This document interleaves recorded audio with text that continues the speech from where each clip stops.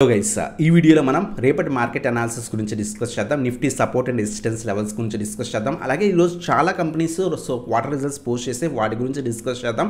Axis bank కానివ్వండి, Jio finance కానివ్వండి, పాలీక్యాప్ కానివ్వండి, హెచ్డిఎఫ్సి, ఏఎంసీ కానివ్వండి, Wipro, Heritage, Newgen Technologies, Indian Hotels, చాలా కంపెనీస్ రిజల్ట్స్ పోస్ట్ చేస్తే వాటి గురించి డిస్కస్ అనేది చేద్దాం guys. So first of all మనం మార్కెట్ అనాలిసిస్ చేస్తే కనుక మనం ఎస్టర్డే వీడియోలో కూడా డిస్కస్ చేస్తాం. 25,250 మనకి రెసిస్టెన్స్ కింద యాక్ట్ చేస్తుంది. ఈ రీజన్ బ్రేక్ అయితే అప్ సైడ్కి వెళ్ళే ఛాన్స్ మనం చెప్పుకున్నాం. బట్ మార్నింగ్ ఓపెన్ అయిన కూడా మనకి ఈ రీజన్ మనకి రెసిస్టెన్స్ కింద యాక్ట్ చేసింది. సో అక్కడి నుంచి మార్నింగ్ నుంచి కూడా కొంత పడింది. మనం 5 మినిట్ టైం ఫ్రేమ్లో మనం ఫర్ ఎగ్జాంపుల్ 15 మినిట్ టైం ఫ్రేమ్లో ఈరోజు చూస్తే కనుక మార్నింగ్ ఓపెన్ అయిన నుంచి కూడా మార్కెట్లో సెల్ ఆఫ్ అనేది కనిపించింది అనమాట. 25,150 కొంత సపోర్ట్ తీసుకుంది. అక్కడి నుంచి పైకి వెళ్ళడానికి ట్రై చేసింది.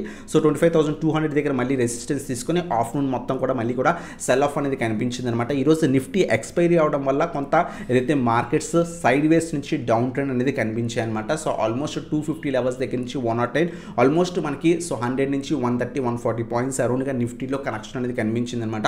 ఒకవేళ మార్కెట్స్ కనుక సస్టైన్ కాలేకపోతే కనుక 25,000 లెవెల్ మార్కెట్స్ ఫర్దర్గా కూడా మనకి పడే ఛాన్స్ ఉన్నాయన్నమాట. నెక్స్ట్ మేజర్ సపోర్ట్స్ 24,700 నుంచి 750 చాలా స్ట్రాంగ్ సపోర్ట్ కింద యాక్ట్ చేసే ఛాన్స్ ఉంది. ఒకవేళ 25,000 లెవెల్ పైన సస్టైన్ కాలేకపోతే నెక్స్ట్ మనకి ఈ రీజన్స్ దాకా మార్కెట్స్ పడే ఛాన్స్ అనమాట. లేదు మళ్ళీ కూడా రేపు ఏమైనా కొంత రివర్సల్ వచ్చి ఈ రీజన్ దగ్గర ఏమైనా రివర్సల్ వస్తే కనుక మళ్ళీ కూడా 25,250, 25,500 రెసిస్టెన్సెస్ కింద యాక్ట్ చేసే ఛాన్స్ ఉందన్నమాట.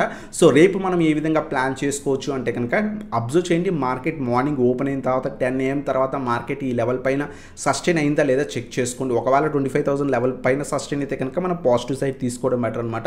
లేదు ఈ రీజన్ బ్రేక్ అయితే కంప్లీట్ సెల్ ఆఫ్ ఉండే ఛాన్స్ ఉందన్నమాట. సో ఇది మనకి నిఫ్టీ అనాలిసిస్ గురించి గైస్. అలాగే ఈరోజు మనకి చాలా కంపెనీస్ మనకి మంచి రిజల్ట్స్ పోస్ట్ చేసే వాటి గురించి డిస్కస్ చేద్దాం. సో ఫస్ట్ కంపెనీ వచ్చేసరికి పాలీక్యాప్ అనమాట.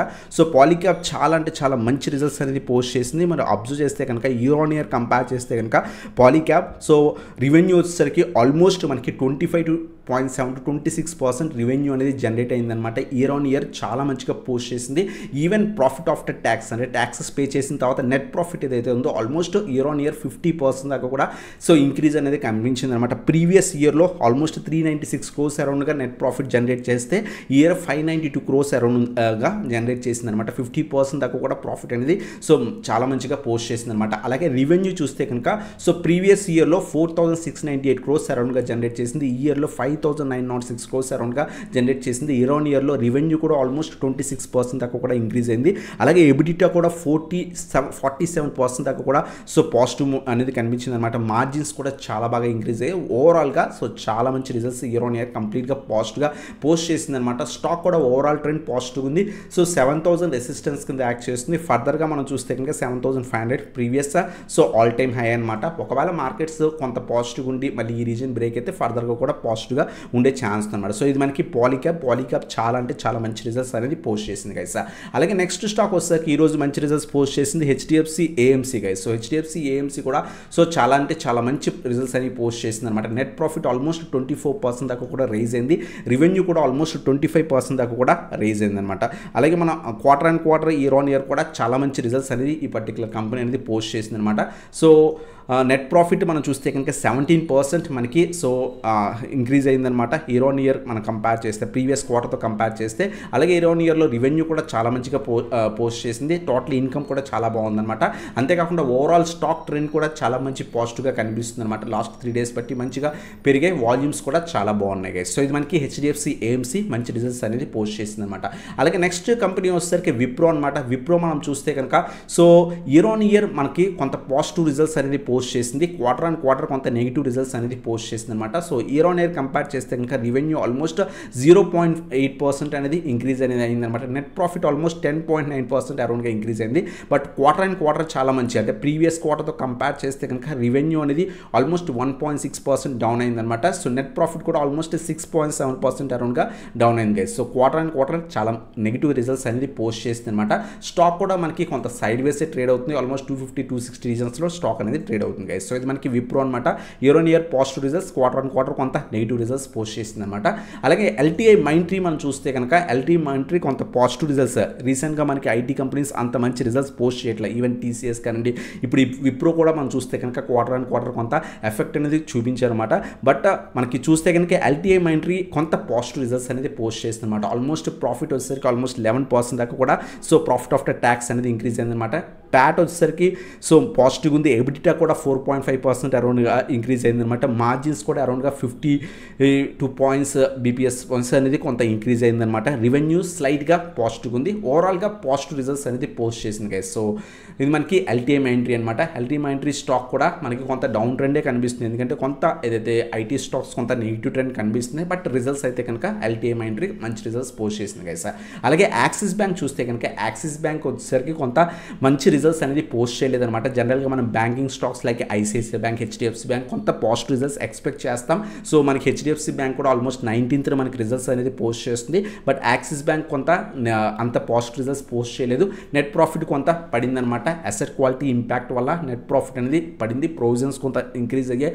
ఇవన్నీ కూడా రీజన్స్ అనమాట. రిజల్ట్స్ అయితే కనుక కొంత అంత బుల్లిష్గా అయితే లేవు గైస్. అలాగే నెక్స్ట్ కంపెనీ వచ్చేసరికి మనకి జియో ఫైనాన్స్ అనమాట.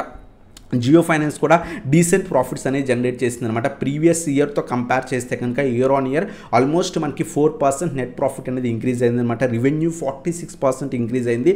ప్రీవియస్ ఇయర్లో ఆల్మోస్ట్ 417 crores అరౌండ్గా మనకి జనరేట్ చేసింది. బట్ ఈ ఇయర్ మనం చూస్తే కనుక సో ఆల్మోస్ట్ మనకి 612 crores దాకా కూడా రెవెన్యూ జనరేట్ చేసింది. రెవెన్యూ ఇయర్ ఆన్ ఇయర్ 46% దాకా కూడా గ్రోత్ కనిపించింది అనమాట.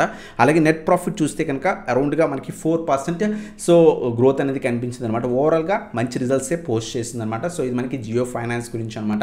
అలాగే చాలామంది న్యూజెన్ టెక్నాలజీస్ గురించి అడుగుతున్నారు. న్యూజెన్ టెక్నాలజీస్ అయితే కనుక సో మనకి అంత పాజిటివ్ రిజల్ట్స్ అయితే కనుక పోస్ట్ చేయలేదు గైస్. సో మనం అబ్జర్వ్ చేస్తే కనుక న్యూజెన్ టెక్నాలజీస్ అబ్జర్వ్ చేస్తే కనుక నెట్ ప్రాఫిట్ పాజిటివ్ ఉంది, రెవెన్యూ కూడా పాజిటివ్ ఉంది. బట్ ఎబిటా కొంత డౌన్ ఉంది. సో అందువల్ల స్టాక్లో కూడా స్లైట్ ప్రాఫిట్ బుకింగ్ అనేది కనిపించింది అనమాట. మీరు అబ్జర్వ్ చేస్తే కనుక సో నెట్ ప్రాఫిట్ అలాగే రెవెన్యూ బాగుంది. ఎబిటా అయితే కనుక కొంత డౌన్ ఉంది. సైడ్ వేస్ కొంత రిజల్ట్స్ అనేది పోస్ట్ చేసింది అనమాట. అలాగే నెక్స్ట్ కంపెనీ వచ్చేసరికి మనకి హెరిటేజ్ ఫుడ్స్ అనమాట. హెరిటేజ్ ఫుడ్స్ కూడా రిజల్ట్స్ అనేవి అంత మంచిగా పోస్ట్ చేయలేదు. ఆల్మోస్ట్ రెవెన్యూ అనేది నెట్ ప్రాఫిట్ అనేది ఆల్మోస్ట్ 30% డౌన్ అయింది. అందువల్ల స్టాక్లో కూడా ఈరోజు ప్రాఫిట్ బుకింగ్ అనేది కనిపించింది గైస్. నెక్స్ట్ కంపెనీ వచ్చేసరికి మనకి సో ఇండియన్ హోటల్స్ అనమాట. ఇండియన్ హోటల్స్ కూడా ఈరోజు మనకి రిజల్ట్స్ పోస్ట్ చేసింది. Tata own company. సో ఈ కంపెనీ కూడా చాలా మంచి రిజల్ట్స్ పోస్ట్ చేసింది. మనం చూస్తే కనుక so Q1 financial year 2025 compare చేస్తే కనుక ఇయర్ ఆన్ ఇయర్ కంపేర్ చేస్తే రెవెన్యూ ఆల్మోస్ట్ మనకి 500 crores అరౌండ్గా ప్రాఫిట్ అనేది పోస్ట్ చేసింది అనమాట. ప్యాట్ కూడా సో మంచి ప్రాఫిట్స్ అనేది జనరేట్ చేసింది అనమాట. ఈవెన్ క్వార్టర్ కూడా మనకి 26% దాకా కూడా సో పాజిటివ్గా ఏదైతే మనకి పోస్ట్ చేసింది గైస్. సో ఓవరాల్గా సో నెట్ ప్రాఫిట్ 26% దాకా కూడా ఇంక్రీజ్ అయింది అనమాట ఫస్ట్ క్వార్టర్లో. సో కంపెనీ చాలా మంచిగా రిజల్ట్స్ అనేది పోస్ట్ చేసింది అనమాట. సో స్టాక్ కూడా కొంత పాజిటివ్ ట్రెండ్లో అనేది నడుస్తుంది అనమాట. సో ఈవెన్ మాట స్టాక్స్ చాలా మంది రిక్వెస్ట్ చేస్తున్నవి. ఇంకేమైనా స్టాక్స్ గురించి కావాలంటే కింద కామెంట్ సెక్షన్లో మెన్షన్ చేయండి. అప్కమింగ్ వీడియోస్లో వాటి గురించి కూడా డిస్కస్ అనేది చేద్దాం గైస్.